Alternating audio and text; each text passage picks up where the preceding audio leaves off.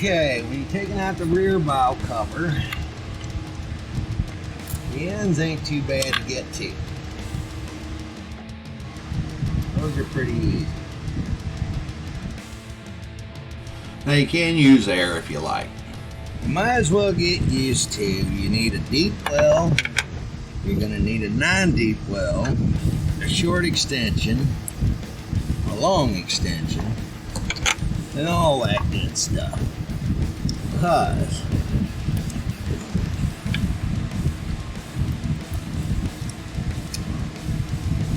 deep wells get the studs out.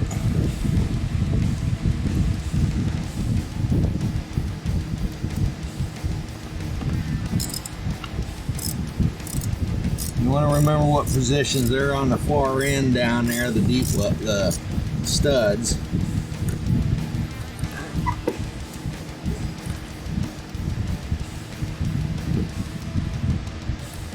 They're on the two end corners down here. So take them loose. You don't necessarily have to take them all the way out, just loosen them up, make sure they're loose. You might have some at the top on the ends, but for the majority it's at the bottom. I'm getting the easy ones first. Just gonna speed you up here. Change your oxygen sensor while you got this off. You can do your tune-up while you got this off. You can do everything you want to do when you got that cowling on. Change power steering pump and hoses and all that good stuff. Yeah, you can check out my other videos for tune-ups and all that good stuff and specs. Sure, we got them loose. I just screw them by hand till I know they're loose.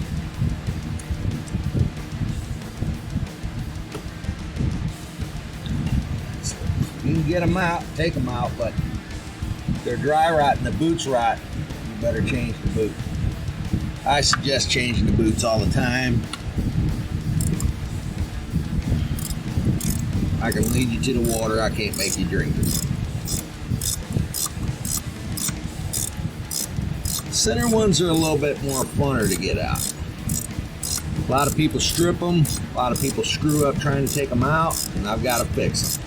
If you do screw up the middle ones, change them to an easier position, like the two down here, change them to that side if you run into a problem with them. My suggestion is don't strip them out, and I'll show you how you get them out without stripping them.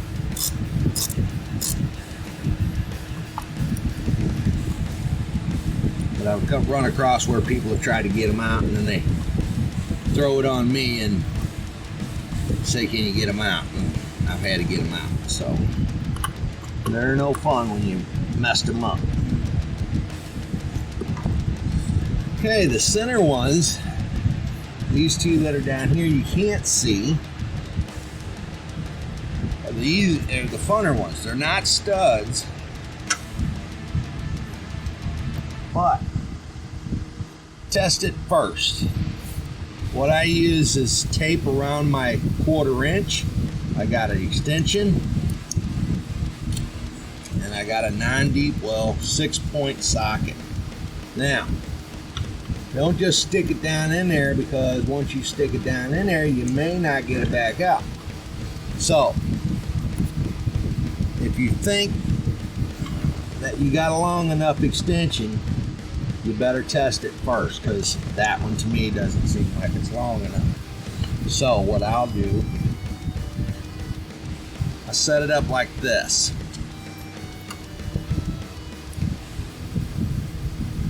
Take my tape, run it around, run it around, run it around, run it around.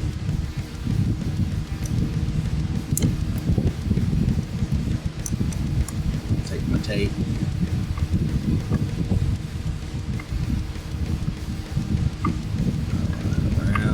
Make sure it sticks real good to my socket. Go all the way down it.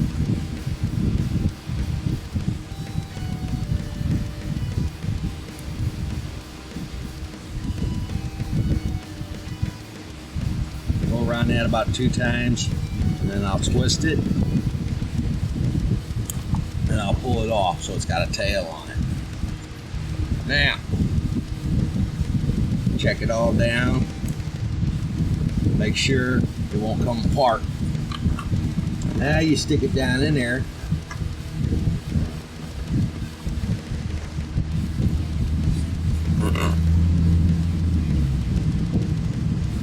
It's going to go down and then it's going to hook that way. So you got to work them. But you'll see when you're down on them, or you'll feel it. If you can see down in there, I can see down in there. So I'll turn it, break them loose,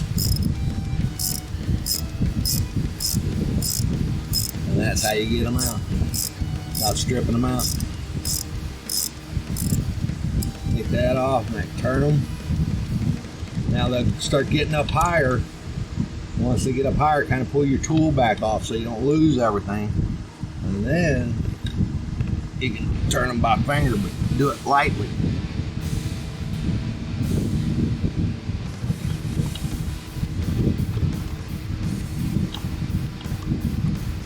Like I said, they'll come out. They'll be hooked like this.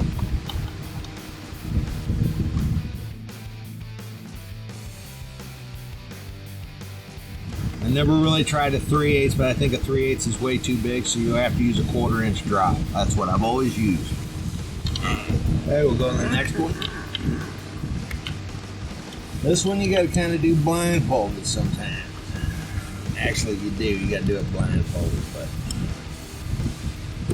once you get it, you'll feel it when they're nice in there. Feel them first.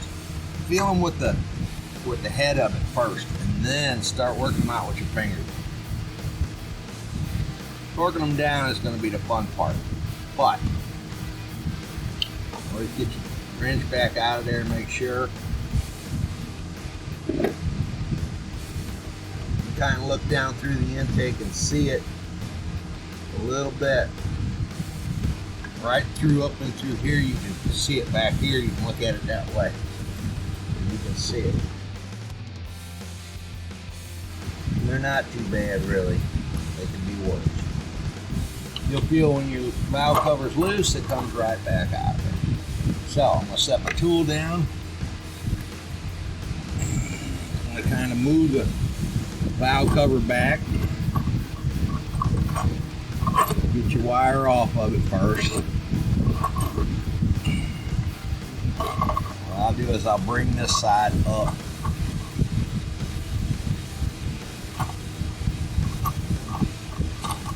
What I do is I tilt it back first and get it down and out of there. Bring it back, and then I bring it up.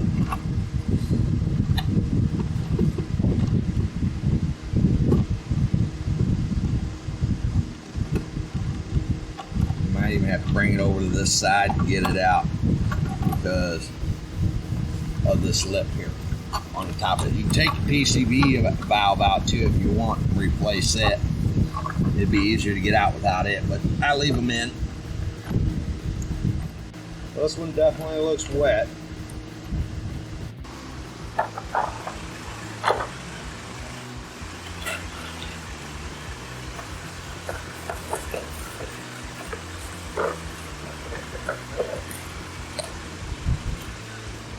I see them greasy, and they've been greasy underneath, so they've been leaking, it looks like. I'll give him that. They don't look all torn up, but they do look like they've been leaking some. So, okay, getting these out of here. They just pop out. Now remember, like I said, the two studs are down here at the end. See them all. Stud and a stud. If you forget where they're at, you can watch my video. It'll tell you where they go. They go just like that. They pop out. They're all the same length. Don't forget to change the boots on the bolts. Alright, now I'll take some carb cleaner and clean it all up. Make it nice and spiffy for him. I don't like any grease on it. If I'm looking for grease leaks, well, that'll show me where they're leaks. Now, if they're real caked up, then you need to use a brush on them. Since they're pretty clean, All I need to do is just spray it down.